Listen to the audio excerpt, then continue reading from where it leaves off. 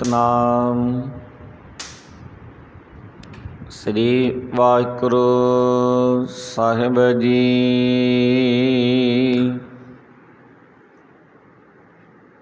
जिनके चेता कठोर है से बाहे न सतगुर पास। उठै सच वरतदा कुड़ियारा चित उदास। ओई बल छल कर झट कढ दे फिर जाए बहे कुड़ियार पास।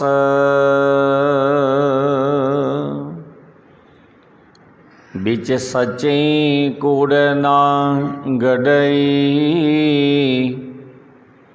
मन बिखो को निर्जास।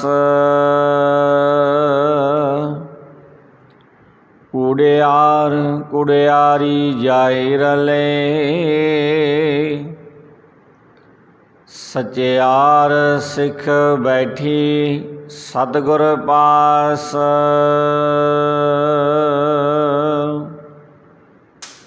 परम सत्कारयोग सतगुरां दी साजी नेमबाजी गुरु प्यारी गुरु सवारी गुरु दा खास रूप साध संग जीओ आप सरबत सिख संगत धनता दी जोग है।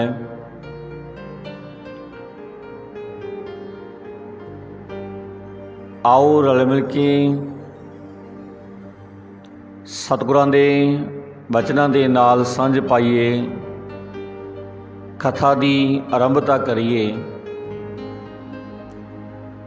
अज दी इन्हां बचनां दी दुबारा सतगुरु सानू की बख्शिश करदे ने। गौड़ी मोहल्ला पंजवा। प्रथमी गर्भ वास्ते टरिया पुत्र कलतर कुटुंब संग जुरिया। भोजन अनक प्रकार बहु कपरे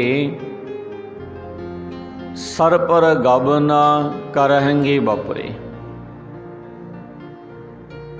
राग गौड़ी दे विच सतगुरु अर्जन देव महाराज साहब जी के पवित्र मुखारबिंद तो उचारण की हुई बाणी। इस शब्द की शुरुआत सतगुरु अर्जन देव महाराज साहब करते हैं कि प्रथमी गर्भ वास्ते टरिया। प्रथमी का भाव होता है पहला। गर्भ वास्ते का भाव होंदा है मां दी पेट विच बसन तो। टरिया का भाव होंदा है खलासी हासिल करदा है। कलतर का भाव होंदा है इस्त्री। जुरिया का भाव होंदा है जुड़िया रहिंदा है, मोह विच फसिया रहिंदा है। कपरी का भाव होंदा है कपड़े। सरपर का भाव होंदा है जरूर। गबन का भाव होंदा है चलाना। बपरे का भाव होंदा है जतीमां दे वांग।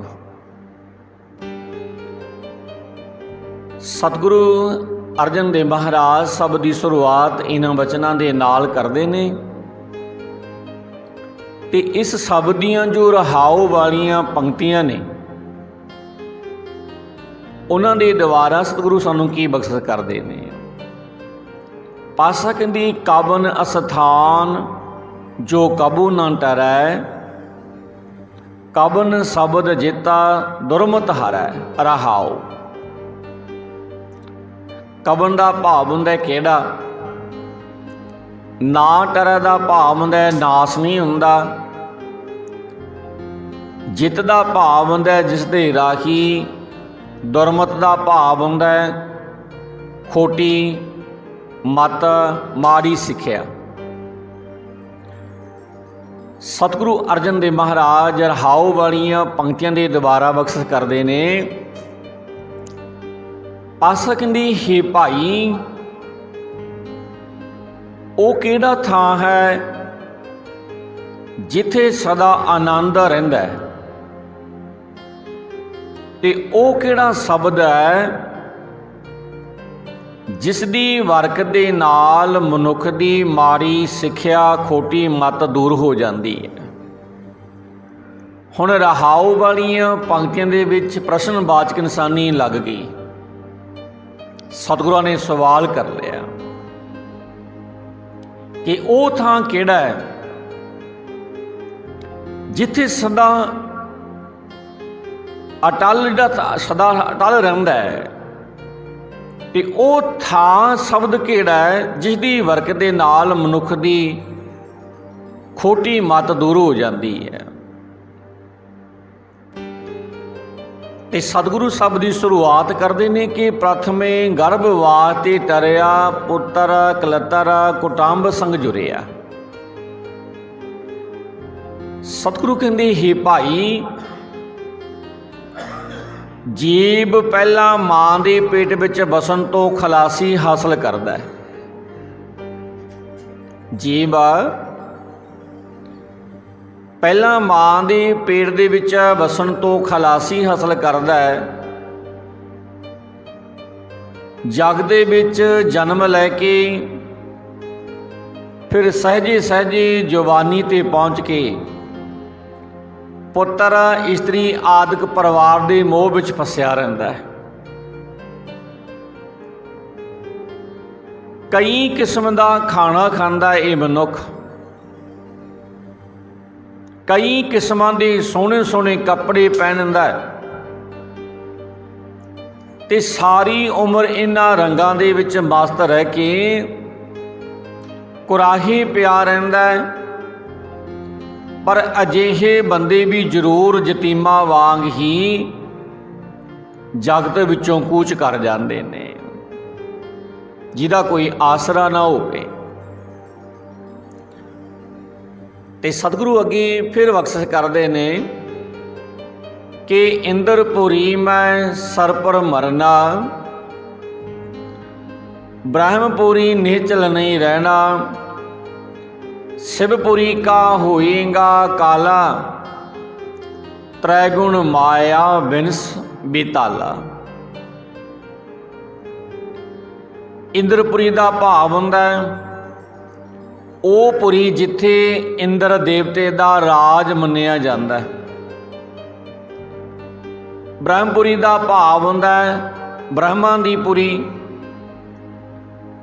मरना का भाव हुंदा है मौत। काला का भाव हुंदा है नास। बिनस का भाव हुंदा है नास हुंदा है। बेताला का भाव हुंदा है ताल तो खुंजिया होया, सही जीवन काल तो खुंजिया होया। सतगुरु अर्जन देव महाराज साहिब इन्हां बचनां दे नाल बख्शिश करदे ने। पासा कहंदी हे भाई होरां दी तां गल की है, इंद्रपुरी दे विच भी मौत जरूर आ जाती है। ब्रह्मा दी पुरी भी सदा अटल नहीं रह सकती। शिव दी पुरी भी दा विनाश हो जाएगा। पर जगत तिन्ना गुणां वाली माया के असर हेठ जीवन के सही राह तो खुंज के आत्म मौत सहेड़दा रहिंदा है।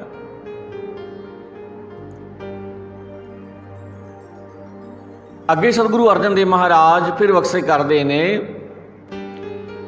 कि गिर तर धरन गगन अर तारे, रब सस पावन पावक नीरारे, दिन सरैन बरत अर भेदा, सात सिमरत बिरसेंगे बेदा।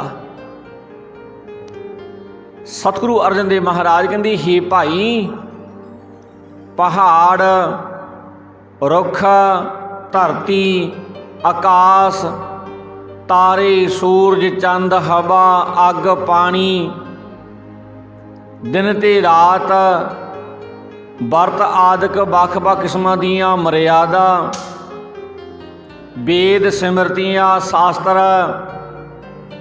ਇਹ ਸਭ ਕੁਝ ਇੱਕ ਦਿਨ ਨਾਸ਼ ਹੋ ਜਾਣਗੇ। ਤੇ ਅੱਗੇ ਸਤਿਗੁਰੂ ਅਰਜਨ ਦੇਵ ਮਹਾਰਾਜ ਸਾਹਿਬ ਫਿਰ ਬਖਸ਼ਿਸ਼ ਕਰਦੇ ਨੇ ਕਿ ਤੀਰਥ ਦੇਵ ਦੇਹੁਰਾ ਪੋਥੀ ਮਾਲਾ ਤਿਲਕ ਸੋਚ ਪਾਕ ਹੋਤੀ ਧੋਤੀ ਡੰਡੌਤ ਪ੍ਰਸਾਦਨ ਭੋਗਾ ਗਬਨ ਕਰੈਂਗੋ ਸਗਲੋਂ ਲੋਗਾ। ਸਤਿਗੁਰੂ ਅਰਜਨ ਦੇਵ ਮਹਾਰਾਜ ਇਹਨਾਂ ਵਚਨਾਂ ਦੇ ਨਾਲ ਬਖਸ਼ਿਸ਼ ਕਰਦੇ ਨੇ ਕਿ ਹੇ ਭਾਈ ਤੀਰਥ ਦੇਵਤੇ ਮੰਦਰ ਧਾਰਮਿਕ ਪੁਸਤਕਾਂ ਮਾਲਾ ਤਿਲਕ ਸੁਖੀ ਰਚੋਈ ਹਵਨ ਕਰਨ ਵਾਲੇ ਧੋਤੀ ਤੇ ਡੰਡੌਤ ਨਮਸਕਾਰਾਂ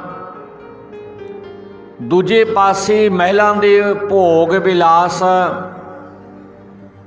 ਇਹ ਸਾਰਾ ਜਗਤ ਹੀ ਆਖਰ ਕੂਚ ਕਰ ਜਾਏਗਾ। ਪਾਸਾ ਕਹਿੰਦੀ ਜਾਤ ਵਰਨ ਤੁਰਕ ਅਰ ਹਿੰਦੂ ਪਸ ਪਾਂਖੀ ਅਨਕ ਜੋਨ ਜਿੰਦੂ ਸਗਲ ਪਸਾਰ ਦਿਸੈ ਪਾਸਾਰਾ ਬਿਨਸ ਜਾਏਂਗੋ ਸਗਲ ਆਕਾਰਾ। ਵਰਨ ਦਾ ਭਾਵ ਹੁੰਦਾ ਹੈ ਬ੍ਰਾਹਮਣ ਖੱਤਰੀ ਵੈਸ ਸ਼ੂਦਰ। ਜਿੰਦੂ ਦਾ ਭਾਵ ਹੁੰਦਾ ਹੈ ਜੀਵ। ਆਕਾਰਾ ਦਾ ਭਾਵ ਹੁੰਦਾ ਹੈ ਦਿਸਦਾ ਜਗਤ। ਭਾਸ਼ਾ ਕਹਿੰਦੀ ਜਾਤ ਵਰਨ ਤੁਰਕ ਅਰ ਹਿੰਦੂ ਪਸ ਪਾਂਖੀ ਅਨਕ ਜੋਨ ਜਿੰਦੂ ਸਗਲ ਪਸਾਰ ਦਿਸੈ ਪਾਸਾਰਾ ਬਿਨਸ ਜਾਏਂਗੂ ਸਗਲ ਆਕਾਰਾ। ਸਤਿਗੁਰੂ ਕਹਿੰਦੇ ਵੱਖ-ਵੱਖ ਜਾਤਾਂ ਦੇ ਲੋਕ ਖੱਤਰੀ ਬ੍ਰਾਹਮਣ ਆਦਿਕ ਵਰਨ ਮੁਸਲਮਾਨ ਹਿੰਦੂ ਪਸ਼ੂ ਪੰਛੀ ਅਨੇਕਾਂ ਜੂਨਾਂ ਦੇ ਜੀਵ ਇਹ ਸਾਰਾ ਜਗਤ ਖਿਲਾਰਾ ਜੋ ਦਿਸ ਰਿਹਾ ਹੈ ਇਹ ਸਾਰਾ ਦ੍ਰਿਸ਼ਟਮਾਨ ਸੰਸਾਰ ਆਖਰ ਨੂੰ ਨਾਸ ਹੋ ਜਾਏਗਾ। ਸਹਿਜ ਸਿਫਤ ਭਗਤ ਤਤ ਗਿਆਨਾ ਸਦਾ ਆਨੰਦ ਨਿਚਲ ਸਚ ਥਾਨਾ ਤਹਾਂ ਸੰਗਤ ਸਾਧ ਗੁਣ ਰਸੈ ਅਨਪੋ ਨਗਰ ਤਹਾਂ ਸਦ ਵਸੈ। ਸਹਿਜ ਦਾ ਭਾਵ ਹੁੰਦਾ ਸਤਸੰਗੀ ਆਤਮਿਕ ਅਡੋਲਤਾ। ਤਤ ਦਾ ਭਾਵ ਹੁੰਦਾ ਜਗਤ ਦਾ ਮੂਲ ਪਰਮੇਸ਼ਰ। ਨੀਚਲ ਦਾ ਭਾਵ ਹੁੰਦਾ ਅਟਲ ਸਦਾ ਕਾਇਮ ਰਹਿਣ ਵਾਲਾ। ਸੱਚ ਦਾ ਭਾਵ ਹੁੰਦਾ ਸਦਾ ਕਾਇਮ ਰਹਿਣ ਵਾਲਾ। ਤਹਾਂ ਦਾ ਭਾਵ ਹੁੰਦਾ ਉਸ ਅਵਸਥਾ ਦੇ ਵਿੱਚ। ਗੁਣ ਰਵੈ ਦਾ ਭਾਵ ਹੁੰਦਾ ਗੁਣਾਂ ਦਾ ਆਨੰਦ ਮਾਣਦੀ ਹੈ। ਅਨਭਉ ਨਗਰ ਦਾ ਭਾਵ ਹੁੰਦਾ ਉਹ ਅਵਸਥਾ ਰੂਪ ਆ ਨਗਰ ਜਿੱਥੇ ਕੋਈ ਡਰ ਪੋ ਨਹੀਂ ਸਕਦਾ। ਸਤਿਗੁਰੂ ਅਰਜਨ ਦੇਵ ਮਹਾਰਾਜ ਕਹਿੰਦੇ ਪਰ ਹੇ ਭਾਈ ਉਹ ਉੱਚੀ ਆਤਮਿਕ ਅਵਸਥਾ ਥਾਂ ਸਦਾ ਕਾਇਮ ਰਹਿਣ ਵਾਲੀ ਹੈ ਤੇ ਅਟਲ ਹੈ। ਉੱਥੇ ਸਦਾ ਹੀ ਆਨੰਦ ਵੀ ਹੈ ਜਿੱਥੇ ਆਤਮਿਕ ਡੋਲਤਾ ਦੇਣ ਵਾਲੀ ਸਿਫਤ ਸਲਾਹ ਹੋ ਰਹੀ ਹੈ, ਜਿੱਥੇ ਉਸ ਪਰਮਾਤਮਾ ਦੀ ਭਗਤੀ ਹੋ ਰਹੀ ਹੈ, ਜਿੱਥੇ ਜਗਤ ਮੂਲ ਪਰਮਾਤਮਾ ਦੇ ਨਾਲ ਡੂੰਘੀ ਸਾਂਝ ਪੈ ਰਹੀ ਹੈ, ਉੱਥੇ ਸਾਧ ਸੰਗਤ ਪਰਮਾਤਮਾ ਦੇ ਗੁਣਾਂ ਦਾ ਆਨੰਦ ਮਾਣਦੀ ਹੈ। ਉੱਥੇ ਸਦਾ ਇੱਕ ਐਸਾ ਨਗਰ ਵਸਿਆ ਰਹਿੰਦਾ ਹੈ ਜਿੱਥੇ ਕਿਸੇ ਕਿਸਮ ਦਾ ਕੋਈ ਡਰ ਪੋ ਨਹੀਂ ਸਕਦਾ। ਪਾਸਾ ਕਹਿੰਦੇ ਤਹਿ ਭਾਉ ਭਰਮਾ ਸੋਗ ਨ ਚਿੰਤਾ, ਆਵਣ ਜਾਵਣ ਮਿਰਤ ਨਾ ਹੋਤਾ, ਤਹਿ ਸਦਾ ਆਨੰਦ ਅਨਹਤ ਆਖਾਰੇ, ਭਗਤ ਵਸੈ ਕੀਰਤਨ ਆਧਾਰੇ। ਤਹਿ ਦਾ ਭਾਵ ਹੁੰਦਾ ਉਸ ਅਵਸਥਾ ਨਗਰ ਦੇ ਵਿੱਚ। ਮਿਰਤ ਦਾ ਭਾਵ ਹੁੰਦਾ ਹੈ ਮੌਤ, ਮੌਤ ਦਾ ਸਹਿਮ, ਆਤਮਕ ਮੌਤ। ਅਨਹਤ ਦਾ ਭਾਵ ਹੁੰਦਾ ਹੈ ਇੱਕ ਰਸ। ਆਨੰਦ ਅਖਾਰੇ ਦਾ ਭਾਵ ਹੁੰਦਾ ਹੈ ਆਨੰਦ ਦੀ ਇਕੱਠ। ਆਧਾਰੇ ਦਾ ਭਾਵ ਹੁੰਦਾ ਹੈ ਆਸਰੇ। ਸਤਿਗੁਰੂ ਅਰਜਨ ਦੇਵ ਮਹਾਰਾਜ ਇਹਨਾਂ ਵਚਨਾਂ ਦੇ ਨਾਲ ਬਖਸ਼ਿਸ਼ ਕਰਦੇ ਨੇ। ਪਾਸਾ ਕਹਿੰਦੀ ਹੀ ਭਾਈ, ਉਸ ਉੱਚੀ ਆਤਮਕ ਅਵਸਥਾ ਥਾਂ ਦੇ ਵਿੱਚ ਕੋਈ ਡਰ, ਕੋਈ ਭਰਮ, ਕੋਈ ਗਮ, ਕੋਈ ਚਿੰਤਾ ਪੋ ਨਹੀਂ ਸਕਦੀ। ਉੱਥੇ ਜਨਮ ਮਰਨ ਦਾ ਗੇੜ ਵੀ ਨਹੀਂ ਰਹਿੰਦਾ। ਉੱਥੇ ਆਤਮਕ ਮੌਤ ਨਹੀਂ ਹੁੰਦੀ। ਉੱਥੇ ਸਦਾ ਇੱਕ ਰਸ ਆਤਮਕ ਆਨੰਦ ਦੇ ਅਖਾੜੇ ਲੱਗੇ ਰਹਿੰਦੇ ਨੇ। ਉੱਥੇ ਭਗਤ ਜਨ ਪਰਮਾਤਮਾ ਦੀ ਸਿਫਤ ਸਲਾਹ ਦੇ ਆਸਰੇ ਵਸਦੇ ਨੇ। ਸੁਣੋ ਅਗਲੇ ਬਚਨ ਸਤਿਗੁਰੂ ਅਰਜਨ ਦੇਵ ਮਹਾਰਾਜ ਸਾਹਿਬ ਜੀ ਦੇ। ਪਾਤਸ਼ਾਹ ਕਹਿੰਦੀ ਪਾਰ ਬ੍ਰਹਮ ਕਾ ਅੰਤ ਨਾ ਪਾਰ, ਕੌਣ ਕਰੈ ਤਾਂ ਕਾ ਵਿਚਾਰ, ਕਹੋ ਨਾਨਕ ਜਿਸ ਕਿਰਪਾ ਕਰੈ, ਨਿਚਲ ਥਾਨ ਸਾਧ ਸੰਗ ਧਰੈ। ਤਾਂਕਾ ਦਾ ਭਾਵ ਹੁੰਦਾ ਹੈ ਉਸ ਪਾਰ ਬ੍ਰਹਮ ਦਾ। ਸਾਧ ਸੰਗ ਦਾ ਭਾਵ ਹੁੰਦਾ ਹੈ ਸਾਧ ਸੰਗਤ ਦੇ ਵਿੱਚ। ਪਾਤਸ਼ਾਹ ਕਹਿੰਦੀ ਪਾਰ ਬ੍ਰਹਮ ਕਾ ਅੰਤ ਨਾ ਪਾਰ, ਕੌਣ ਕਰੈ ਤਾਂ ਕਾ ਵਿਚਾਰ, ਕਹੋ ਨਾਨਕ ਜਿਸ ਕਿਰਪਾ ਕਰੈ, ਨੀਚਲ ਥਾਨ ਸਾਧ ਸੰਗ ਧਰੈ। ਸਤਿਗੁਰੂ ਕਹਿੰਦੀ ਹੇ ਭਾਈ,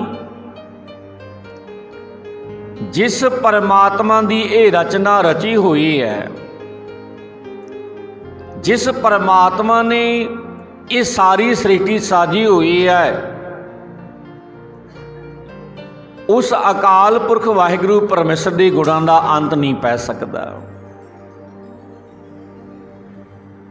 ਜਿਸ ਪਰਮਾਤਮਾ ਦੀ ਇਹ ਰਚਨਾ ਰਚੀ ਹੋਈ ਹੈ ਤੇ ਉਸ ਪਰਮਾਤਮਾ ਦੇ ਗੁਣਾਂ ਦਾ ਅੰਤ ਨਹੀਂ ਪੈ ਸਕਦਾ। ਪਾਰਲਾ ਬੰਨਾ ਨਹੀਂ ਲੱਭ ਸਕਦਾ।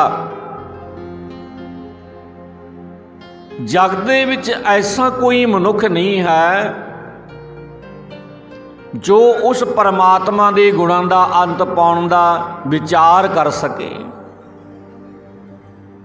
ਸਤਿਗੁਰੂ ਕਹਿੰਦੇ ਹੀ ਨਾਨਕ ਆਖ, ਜਿਸ ਮਨੁੱਖ ਦੇ ਉੱਤੇ ਪਰਮਾਤਮਾ ਕਿਰਪਾ ਕਰਦਾ ਹੈ ਨਾ, ਆਪਣੀ ਮਿਹਰ ਦੀ ਨਜ਼ਰ ਕਰਦਾ ਹੈ, ਉਸ ਨੂੰ ਸਦਾ ਕਾਇਮ ਰਹਿਣ ਵਾਲੀ ਥਾਂ ਸਾਧ ਸੰਗਤ ਪ੍ਰਾਪਤ ਹੋ ਜਾਂਦੀ ਹੈ। ਜਿਹਤੇ ਪਰਮਾਤਮਾ ਕਿਰਪਾ ਕਰਦਾ ਹੈ, ਉਸ ਮਨੁੱਖ ਨੂੰ ਸਦਾ ਕਾਇਮ ਰਹਿਣ ਵਾਲੀ ਸੰਗਤ ਪ੍ਰਾਪਤ ਹੋ ਜਾਂਦੀ ਹੈ ਤੇ ਸਾਧ ਸੰਗਤ ਵਿੱਚ ਰਹਿ ਕੇ ਉਹ ਮਨੁੱਖ ਸੰਸਾਰ ਸਮੁੰਦਰ ਤੋਂ ਪਾਰ ਲੰਘ ਜਾਂਦਾ ਹੈ। ਡਿੱਕ ਡੋਲੇ ਨਹੀਂ ਖਾਂਦਾ, ਵਿਚਕਾਰ ਨਹੀਂ ਡੁੱਬਦਾ, ਉਹ ਸੰਸਾਰ ਸਮੁੰਦਰ ਤੋਂ ਮਨੁੱਖ ਪਾਰ ਲੰਘ ਜਾਂਦਾ ਹੈ। ਇਹ ਸਨ ਬਚਨ ਸਤਿਗੁਰੂ ਅਰਜਨ ਦੇਵ ਮਹਾਰਾਜ ਸਾਹਿਬ ਜੀ ਦੇ। ਤੇ ਇੱਥੇ ਅੱਜ ਆਪਾਂ ਸਮਾਪਤੀ ਕਰ ਦਿਆਂਗੇ। ਕੱਲ੍ਹ ਤੋਂ ਫੇਰ ਅਗਲੇ ਵਚਨਾਂ ਦੇ ਨਾਲ ਜੁੜਾਂਗੇ। ਇੱਥੋਂ ਤੱਕ ਸਤਿਗੁਰਾਂ ਦੇ ਵਚਨ ਸਾਂਝੇ ਕਰਦਿਆਂ ਤੋਂ ਬਹੁਤ ਸਾਰੀਆਂ ਭੁੱਲਾਂ ਚੁੱਕਾ ਰਹਿ ਗਈਆਂ ਹੋਣਗੀਆਂ, ਜੋ ਆਪ ਹੀ ਦੇ ਧਿਆਨ ਵਿੱਚ ਆਈਆਂ ਹੋਣਗੀਆਂ।